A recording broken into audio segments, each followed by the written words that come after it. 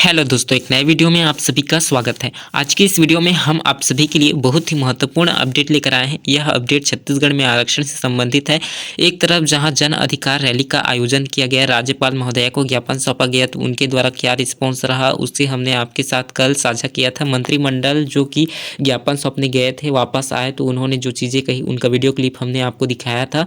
तो वहीं जो राज्यपाल महोदया है उस पर निशाना साधते हुए जन अधिकार रैली में यहाँ पर मंत्रियों के द्वारा जो कहा गया है उसके बारे में हम यहाँ पर जानेंगे। साथ ही साथ आपके जो विभाग है उसमें 20,000 भर्तियों के लिए टी.एस. सिंहदेव ने जानकारी दी है, उसे हम यहाँ पर देखेंगे। तो छत्तीसगढ़ में अभी जो है 50% आरक्षण लागू है, जहाँ एक भर्ती के लिए 50% आरक्षण रोस्टर के तहत जो प्रेस विज्ञप्ति है वह जारी किया गया है। यहाँ पर उसके संबंध में जानकारी लेंगे।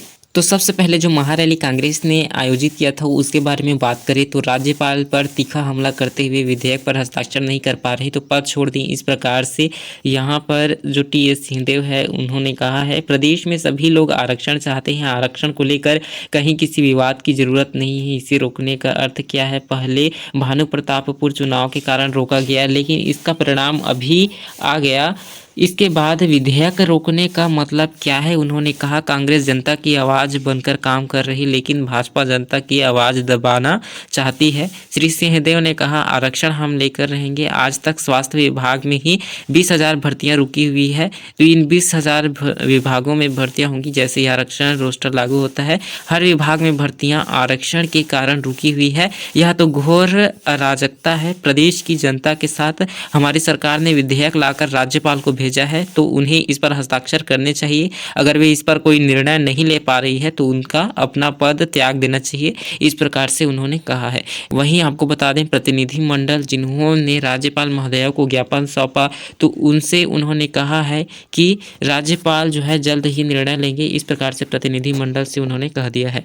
वहीं आरक्षण पर सदन में जो चीज़ें हुई आपको बता दें, सदन में दूसरे दिन भी हंगामा हुआ और कार्यवाही स्थगित की गई। विपक्ष ने पोस्टर लहराया और 12 विधायक यहां पर निलंबित किए गए। छत्तीसगढ़ विधानसभा में दूसरे दिन भी 76% आरक्षण विधेयक के मामले में जमकर हंगामा हुआ। विपक्ष ने क्वांटिफिएबल डाटा आयोग की रिपोर्ट सदन में रखने की पेश करने की मांग की। इसे लेकर विपक्ष ने सदन में पोस्टर भी लहराया और गांधी प्रतिमा के सामने नारेबाजी भी की। इसके चलते सदन की कार्यवाही 2 बार स्थगित करनी पड़ी। सत्ता पक्ष के विधायकों ने भी आरक्षण विधेयक रोके जाने को लेकर विपक्ष पर आरोप लगाया। प्रश्नकाल के तुरंत बाद शून्यकाल में भाजपा विधायक शिवरतन शर्मा ने नारायणपुर की घटना का उल्लेख करते हुए जानकारी दी। इसी बीच कांग्रेस विधायक मोहन मरकाम ने आरक्षण विधेयक का मुद्दा उठाया और विपक्ष पर विधेयक को रोकने का आरोप लगाया। जहां छत्तीसगढ़ में आरक्षण का पेच फंसा हुआ है वहीं आपको बता दें छत्तीसगढ़ उच्च न्यायालय बिलासपुर के द्वारा एक शुद्धि पत्र यहां पर जारी किया गया है कल के डेट में। तो यहां पर आप देखेंगे तो इस कोर्ट है छत्तीसगढ़ उच्च न्यायालय है, इसके द्वारा भर्ती के लिए एक विज्ञापन जारी कर भर्तियां आयोजित की गई है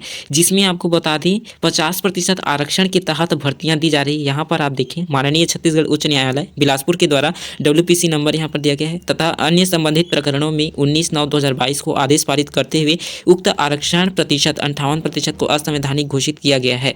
तो इस आदेश के परिपालन में 2012 में आरक्षण के प्रावधानों में संशोधन के पूर्व निर्धारित आरक्षण के पदों के लिए जारी शुद्धि पत्र क्रमांक 8268 दिनांक 6/7/2022 में उल्लेखित पदों में वर्गवार पदों के स्थान पर निम्नानुसार पढ़ा जावे यहाँ पर बोला गया है। तो यहाँ पर आप आरक्षण की स्थिति देखेंगे तो 50% आरक्षण के आधार पर भर्तियां दी जा रही है।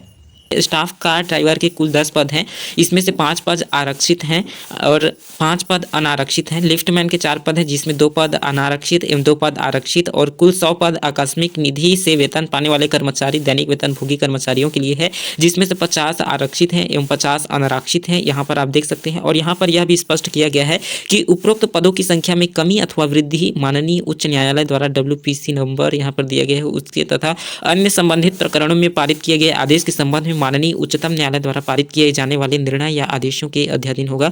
तो उच्चतम न्यायालय के द्वारा जो निर्णय पारित किए जाएंगे उसके तहत इसमें बदलाव हो सकता है, इस प्रकार से यहाँ पर कहा गया है।